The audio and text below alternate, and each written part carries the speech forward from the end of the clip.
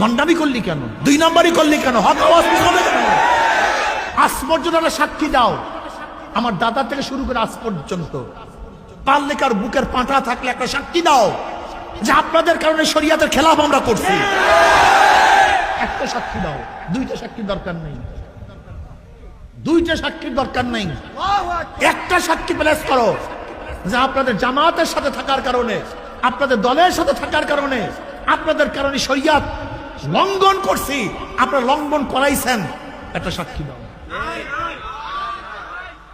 শোনো, তোমাদের আবেগ নিয়ে বিবেক নিয়ে আমরা তামাশা করি না, তোমাদের আবেগ এবং বিবেক নিয়ে ব্যবসা করি না, মনে রাখিও। তোমাদের আবেগ এবং বিবেকের সিঁড়ি বানাইয়া ক্ষমতা দেওয়ার চেষ্টা আমরা করি না। তোমরা ভাবছো কি তোমাদের ব্যবসা করি? তোমরা একজনও থাকলে যারা চর্ম নাই, আমাদের কিছু আসে যায় না। আমি একজন ভালো ব্যবসায়ী, এই তোমাদের সাথে সাথে ঘুরবো কেন সারা বাংলাদেশে? হ্যাঁ, এই তোমাদের আবেগ বিবেক নিয়া, তোমাদেরকে সিঁড়ি বানায়া, তোমাদের মাথার উপরে পাড়া দিয়া ক্ষমতা দেওয়ার চেষ্টা আমরা করি না। অনেকেই প্রশ্ন করে, হুজুর কোরআনের পক্ষে, ইসলামের পক্ষে একটা বাক্সের ঘোষণা দিলেন আপনারা, কে ঘোষণা দিয়েছে? বিশ্বাস চরম। ইসলামের পক্ষে কয়টা বাক্স ঘোষণা দিয়েছে? কে? অনেকে প্রশ্ন করে, আপনারা ঘোষণা দিলেন, সবাই আমরা আসলাম, আপনারা নাই, আপনারা নাই। এর জবাব আমি বারবার দেই। পীর সাহেবুল চরমনায় দামাত বরকাতুল আলিয়া, গোটা বাংলাদেশে মানুষ ইসলাম হুকুমত কায়েম করবে, আসি ইসলামের পক্ষে বাক্স দেব।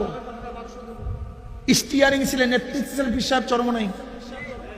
আমাদের কাফেলা চলতেছিল মদিনার দিকে, বুক ভরা আশা নিয়ে চলতেছিলাম, ইসলাম হুকুমত হবে, কলেমার ঝান্ডা উড্ডয়ন হবে, ইসলামী শাসন ব্যবস্থা হবে, শরীয়তে আইন বাস্তবায়ন হবে।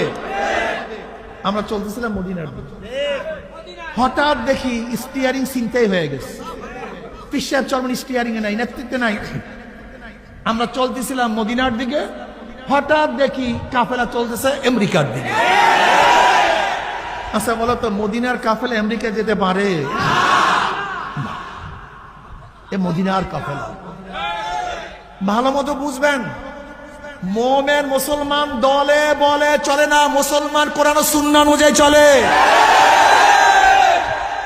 পালে চলে, দলে চলে। জানোয়ার, মহিষের পাল, গরুর দল, শুয়ারের পাল।